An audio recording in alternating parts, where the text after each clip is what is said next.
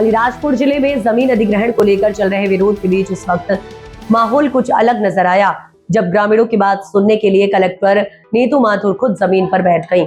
Collector ने आक्रोशित ग्रामीणों को भरोसा दिलाते हुए कहा कि उनकी सहमति के बिना किसी की जमीन अधिग्रहण नहीं की जा सकती। दरअसल जोबट विधानसभा क्षेत्र के कुछ गाँव में जमीन अधिग्रहण की चर्चाओं को लेकर ग्रामीणों में नाराजगी है। इसी मुद्दे को लेकर जोबट विधायक सेना महेश पटेल और आदिवासी विकास परिषद के प्रदेश उपाध्यक्ष महेश पटेल के नेतृत्व में सैकड़ों किसान और ग्रामीण चांचा मामा चौराहे पर एकत्रित हुए।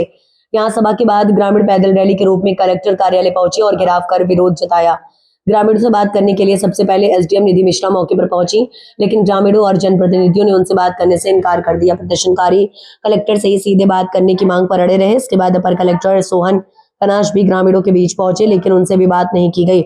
मामला बढ़ता देख कलेक्टर नीतू माथुर अपनी बैठक छोड़कर खुद ग्रामीणों के बीच पहुंची।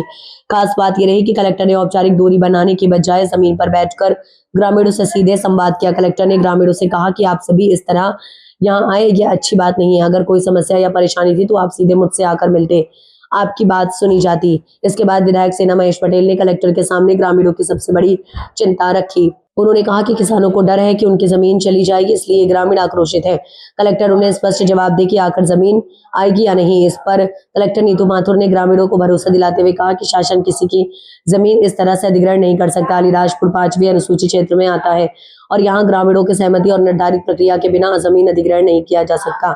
अगर ग्रामीण लिख कर देते हैं कि वे अपने गाँव में जमीन नहीं देना चाहते हैं तो उनके अभिमत को शासन के पास भेज दिया जाएगा। कलेक्टर के सीधे संवाद के बाद ग्रामीणों की नाराजगी कुछ कम होती नजर आई। जमीन पर बैठकर जनता की बात सुनती कलेक्टर का ये अंदाज प्रदर्शन के बीच चर्चा का विषय बन गया। जैसे आप बोल रहे हैं कि अभी बस मांगा, किसने मांगा? सरकार ने मांगा ना, अभी मांगा ना।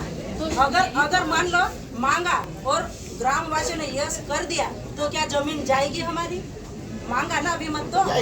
नहीं, ये बोल रहे ना अभी मत मांगा। ठीक है, हम मान के कि आपने मांगा, हमारे इन लोगों ने गलती से साइन करके दे दी, तो वो कैसे साइन करेंगे मैडम? सब समझदार नहीं,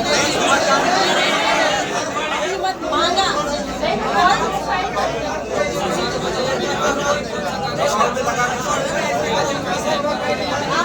आप तो स्पष्ट कर दो।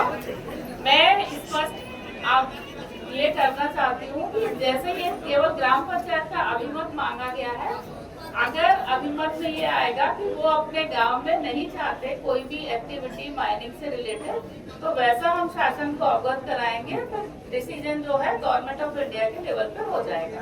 और ये अच्छे से समझ लीजिए, कोई भी निजी भूमि को जबरदस्ती अधिग्रहण करने के लिए शासन प्रशासन कभी भी नहीं करता है। आपके विधि विरुद्ध जाके या किसी के मर्जी के खिलाफ जाके प्राइवेट लैंड तो नहीं हो सकता।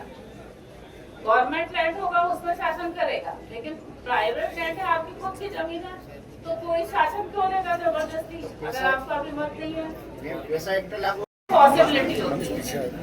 तो ऐसी पॉसिबिलिटी गवर्नमेंट ऑफ इंडिया मतलब भारत सरकार से वो उस जिले को लिखा जाता है, उसी को लिखा गया है कि ये प्रस्तावित है। अगर जहाँ पर सभी ग्रामवासी राजी होंगे तभी लिया जाएगा। शासकीय जमीन पे हम लोगों का अधिकार होता है, शासकीय जमीन पे हम लोग कर सकते हैं। निजी जमीन के लिए आप लोग खुद मालिक हो, जब तुम लोग मालिक हो तो कोई जबरदस्ती कैसे ले लेगा? आप लोग बिल्कुल भ्रमित मत होइए, किसी की कोई जमीन नहीं। थोड़ा क्लियर करो पहले।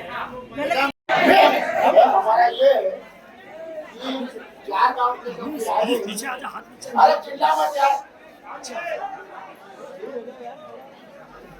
4 गांव के लोग आए, इसमें जिला पंचायत द्वारा फोन गया कि आप मेरा प्रस्ताव दो जमीन के लिए, तो ग्राम सभा में पूरे गांव वालों ने स्पष्ट मना कर दिया। तो ये किस कारण आप मांग रहे सरकार, केंद्र सरकार और राज्य सरकार? तो हमारी जमीन, हम जल जमीन के लिए चाहे जो भी कुछ हो जाएगा, लेकिन हम नहीं देंगे। दूसरा, कल